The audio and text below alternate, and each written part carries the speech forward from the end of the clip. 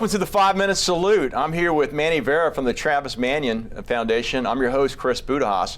We're going to highlight what Manny's doing in his post-military career. So, Manny, good to see you. Hey, how's it doing, Chris? Good to see you, man. Yeah, absolutely. Likewise. Yeah, we met on Bets on Tap 2 weekends ago. So, shout out Bets on Tap. Thanks for Will Gibson. Continue to sponsor those events. So, talk about where you're from, what you did in the military, and what you're doing now in your post-military career. Of course. So I was born in Ecuador, immigrated to the United States at a very young age, and I did grow up in Jacksonville, so I am a native. You are? Yep. I enlisted into the United States Army when I was 17 as a military police officer. Military police officer? Yes, sir. Everybody loves military police. We get a bad rep, but there's some good guys out there. There is. Especially when I worked, you wanted me on shift when I was working. Awesome, yeah. So I did that for about 10 years. I served in every position, went to SWAT school, investigator, squad leader, worked my way up to staff sergeant, and then upon transition, I went into the nonprofit field. So what years were you in the Army? 2013 and 2022. Yeah, so you did some deployments, I imagine. Yeah, we were overseas and supporting NATO operations. Oh, awesome. In Germany, so it was great. a good time. Oh, awesome. So post-military career, what was your journey, coming out of uniform? So the journey was very, came with challenges and obstacles, as every military transition, seems to be. Is a very night and day difference. But I made my transition to the mental health field, actually. So I went away from law enforcement, any federal type of agencies, and went into the nonprofit field with the organization called Here Tomorrow that focuses on suicide prevention. So I had my start there, and then almost 2 years after that, I was lucky enough to join the Travis Manion Foundation. Yeah. So talk about Travis Manion Foundation. A lot of our viewers probably don't. Some have heard and some haven't. So let's talk about what they do, how they came about, and what they're doing. Yeah. So the Travis Manion Foundation was named after First Lieutenant Travis Manion, who did make the ultimate sacrifice in 2007 when he was killed in action in Iraq. And since then, the family has taken this foundation and created a veteran service organization in his name. And what our mission is that we empower veterans and families of fallen heroes to develop character in future generations. So we have a youth leadership curriculum that we have that's nationwide. We try to recruit veterans, inspire civilians and families of the fallen Gold Star families to get out there and give back and mentor that next generation. Wow. And so are you working remotely, or you got an office here in the Jacksonville area? Yeah, I'm working hybrid right now, but we do have offices in each region of the country. So in the Southeast region, it's Atlanta. But anytime there's events in the community, you'll see me out there. Yeah.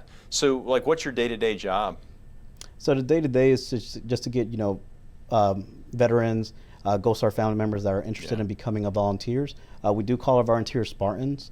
So we get them on board and we get them trained. That's awesome. And anytime there's service projects in the community, we have that activation, and we're out in the community and making sure those veterans, give them that next sense of purpose of giving back. Yeah. It's funny, so when I was a private a very, very long time ago in the mid-'80s, when the music was great and so was the dress, so I would say that I had to go to an event, and platoon sergeants like need volunteers, Gold Star family event, so on and so forth. I had no idea what a Gold Star family was, and then I walk in the room and I realized they were fallen, as the loved ones to include, mothers, fathers, spouses of those that deceased. For my era, that would have been Vietnam, Korea, World War II. So I'd imagine this area we have a number of Gold Star families in the Jacksonville region. Yes, indeed. Jacksonville is a hallmark for veterans. We are number 3 in the United States, behind California and Texas. So it is a very, veteran friendly community here. Yeah. So, you transitioned out, you found your passion. Any advice you have for veterans, but service members that are looking to transition or retire here in the future? Yeah, I think Jacksonville is a very unique area because we do have a lot of veteran service organizations that are headquarters here, like Wounded Warrior Project. Vets on Tap is here. Operation Barnabas, so many other organizations. But I'd say try to find something that drives your passion to serve, because that's initially what we do when we come on board in the military. We find that brotherhood, we find that passion to serve. So we want to make sure you get something to fill your cup up. It's huge, I've been blessed too, finding Vets on Tap and a few other organizations, Operation Barnabas, which you just spoke of. It's your ability to give back, and then you feel like you're part of the community, right? I mean, when you leave the military, we'll complain while we're in, and there's some things we love, some things we don't, but you do miss the brother sisterhood piece of that, and then the ability to get back to your community. And no doubt, Jacksonville's got a lot, and across the country, because we have viewers across the country. There's opportunities to plug back into your community and really get back. And it's funny. Like we met at a Vets on Tap event, the power of the ability to network and just put yourself out there is huge, right? Yeah. Exactly. So events like that, when it comes to networking, a leader once told me, your net worth is your network. Yeah. So, get out there, get part of the community, and just, give back. Yeah, it's gigantic, and I've been embraced. People are like, "Hey, what have you thought about this and that?" As you take a look at retirement, I'm like, "Yeah, that's a great point. I've seen a few things, and then my ability to give back and give advice too is, it's always been warm received, and it's good to know that you got other fellow veterans looking out for you too." So, Manny, thanks a lot for your service in the Army, and I really appreciate what you're doing with TMF. So, yeah, thanks again. No, thank you, sir. Thank you for having me. Yeah, no, I appreciate it. Hey. Take a look at Operation Barnabas. They sponsor today's session, a great nonprofit out there in Clay County, really helping veterans become whole again. Also like to mention that on March 9th from 10 o'clock to 2 p.m.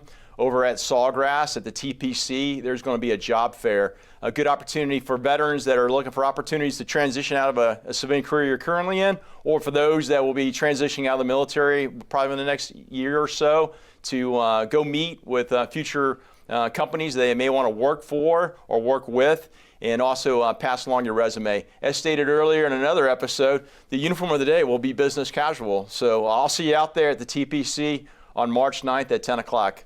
Thanks very much.